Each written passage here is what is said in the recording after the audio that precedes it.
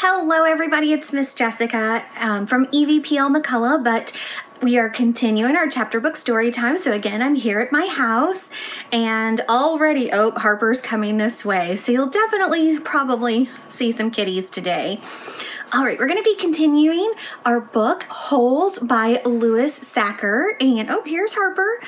And we left off with chapter 11, and Stanley just got his nickname, Caveman. So he's definitely feeling like he's more a part of the group, which I know when you're in a new place, sometimes that can be really, really scary.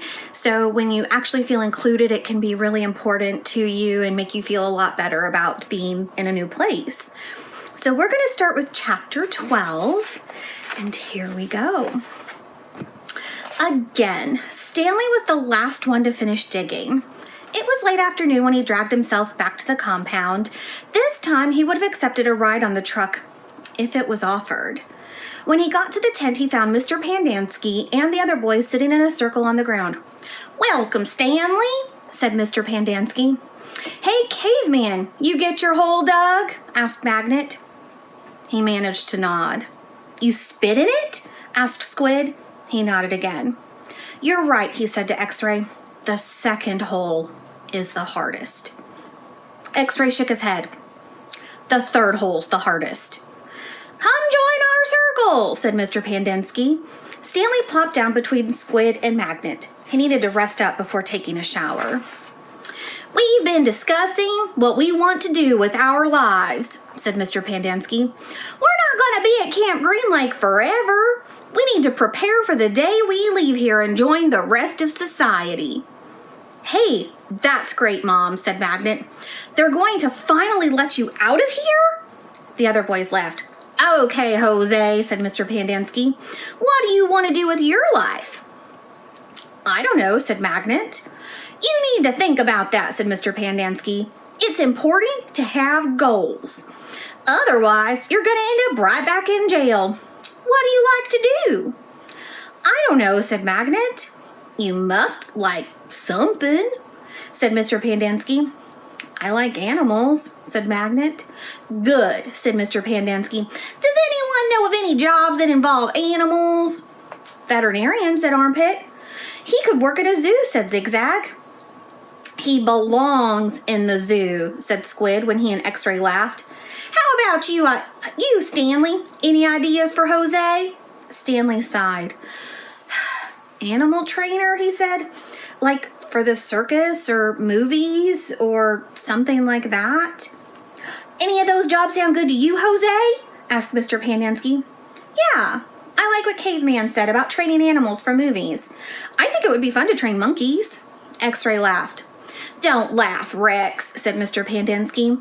"We don't laugh at people's dreams. Someone's going to have to train monkeys for the movies."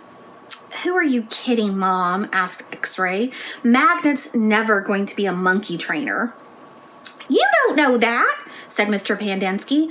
"I'm not saying it's going to be easy. Nothing in life is easy, but that's no reason to give up. You'll be surprised what you can accomplish if you set your mind to it. After all, you only have one life, so you should try to make the most of it." Stanley tried to figure out what he'd say if Mr. Pandansky asked him what he would like to do with his life. He used to think he would work for the FBI, but this didn't seem the appropriate place to mention that. "So far, you've all done a pretty good job at messing up your lives," said Mr. Pandansky. "I know you think you're cool." He looked at Stanley. "So you're a caveman now, huh? You like digging holes, Caveman?" Stanley didn't know what to say. "Well, let me tell you something, Caveman. You are here on account of one person.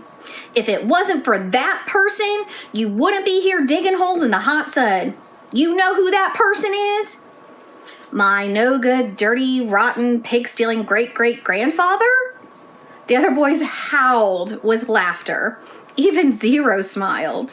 It was the first time Stanley had even seen Zero smile. He usually had such an angry expression on his face. Now, he had such a huge smile, it almost seemed too big for his face, like the smile on a jack-o'-lantern. No, said Mr. Pandinsky. That person is you, Stanley.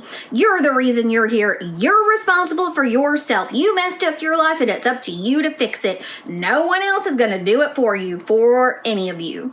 Mr. Pandinsky looked from one boy to another. You're all special in your own way, he said. You've all got something to offer. You have to think about what you want to do, then do it. Even you, 𝘏. You're not completely worthless. The smile was now gone from 𝘏's face. What do you want to do with your life? Asked Mr. Pandinsky. His dark eyes seemed to expand. What about it, 𝘏? Oh, excuse me. What do you want to do with your life? Mr. Pandinsky asked him. 𝘏's mouth was shut tight. He glared at Mr. Pandinsky. His dark eyes seemed to expand. What about it, 𝘏? Asked Mr. Pandinsky. What do you like to do? I like to dig holes.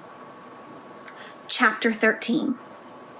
All too soon, Stanley was back out on the lake sticking a shovel into the dirt. X-ray was right. The third hole was the hardest. So was the fourth hole, so was the fifth hole, and the sixth, He dug his shovel into the dirt. After a while, he'd lost track of the day, of the week, and how many holes he dug. It all seemed like one big hole, and it would take a year and a half to dig it. He guessed he'd lost at least 5 pounds. He figured that in a year and a half, he'd be either in great physical condition or else dead. He dug his shovel into the dirt. It couldn't always be this hot, he thought. Surely it got cooler in December. Maybe then they froze? He dug his shovel into the dirt. His skin had gotten tougher. It didn't hurt so much to hold the shovel. As he drank from his canteen, he looked up at the sky. A cloud had appeared earlier in the day. It was the first cloud he could remember seeing since coming to Camp Green Lake. He and the other boys had been watching it all day, hoping it would move in front of the sun. Occasionally, it got close, but it was just teasing them. His hole was waist deep. He dug his shovel into the dirt. Excuse me. As he dumped it out, he thought he saw something glisten as it fell into the dirt pile. Whatever it was quickly buried.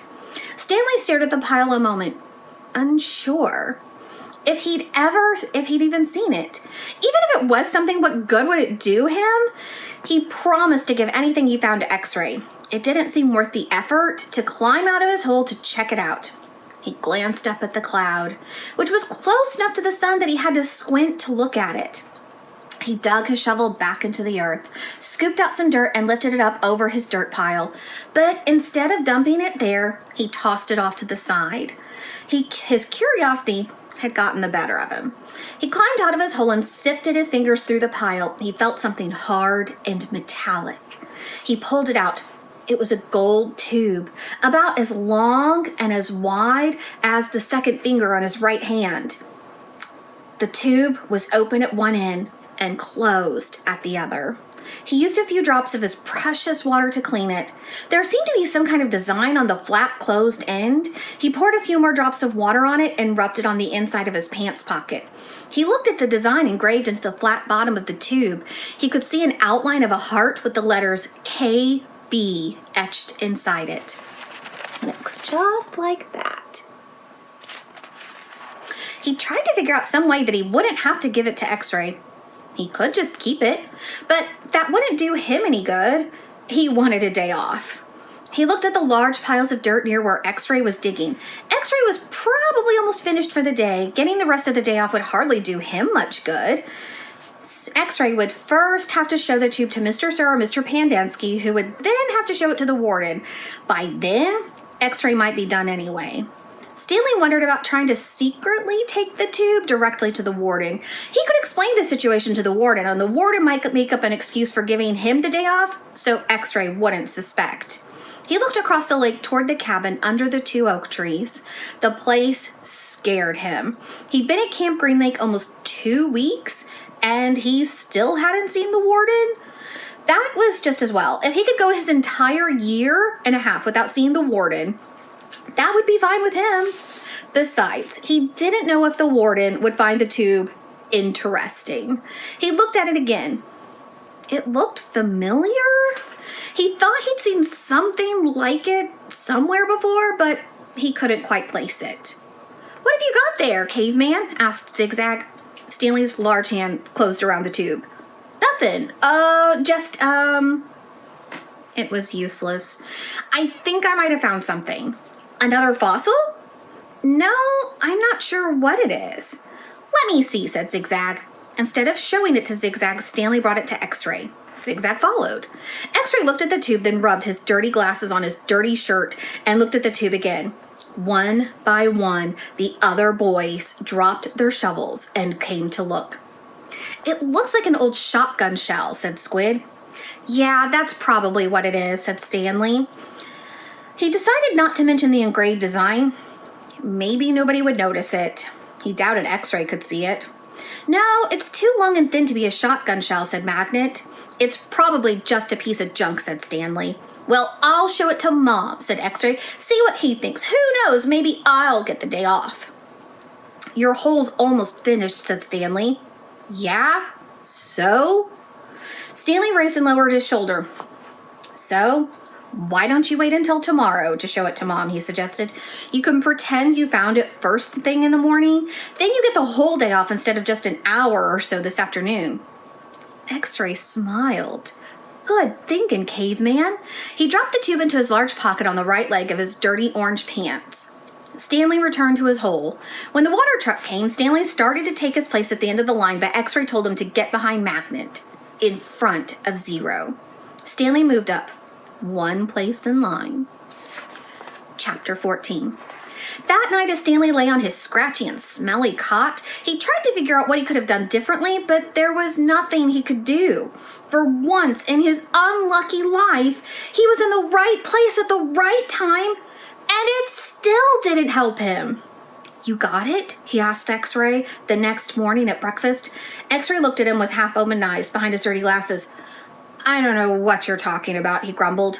"You know," said Stanley. "No, I don't know," X-Ray snapped. "So just leave me alone, okay? I don't want to talk to you." Stanley didn't say another word. Mr. Sir marched the boys out to the lake, chewing sunflower seeds along the way and spitting out the shells. He scraped around the ground with his boot heel to mark where each boy was supposed to dig. Stanley stamped down on the back of the blade of the shovel, piercing the hard, dry earth. He couldn't figure out why X-Ray had snapped at him. If he was going to produce the tube, why did he just make Stanley give it to him? Was he just going to keep it? The tube was golden color, but Stanley didn't think it was real gold. The water truck came a little after sunrise. Stanley finished his last drop of water and stepped up out of his hole. At this time of day, Stanley sometimes could see some distant hills or mountains on the other side of the lake. They were only visible for a short while, and he would soon disappear behind the haze of heat and dirt. The truck stopped and the dust cloud drifted past it. X-Ray took his place in the front of the line. Mr. Pandansky filled his canteen. "Thanks, Mom," X-Ray said. He didn't mention the tube.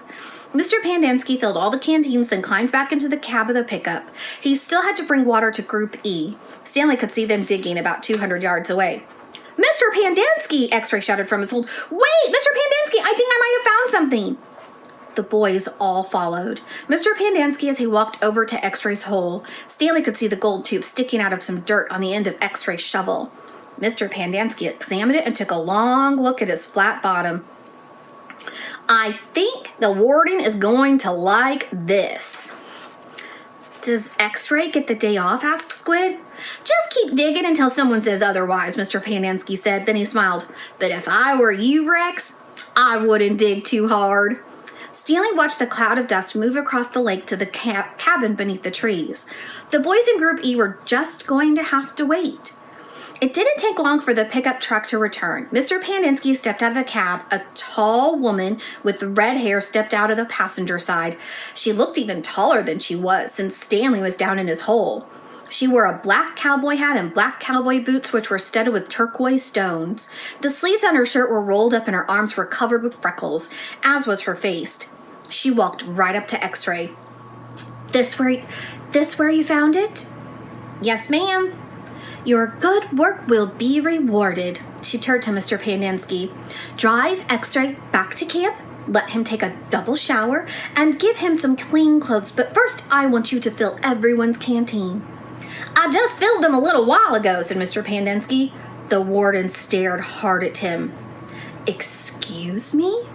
She said. Her voice was soft. I had just filled them with Rex. Excuse me? The warden said again. Did I ask when you last filled them? No, but it's just... Excuse me? Mr. Pandensky stopped talking. The warden wiggled her finger for him to come to her. It's hot, and it's only going to get hotter, she said. Now, these fine boys have been working hard. Don't you think it might be possible that they might have taken a drink since you last filled their canteens? Mr. Pandensky said nothing. The warden turned to Stanley.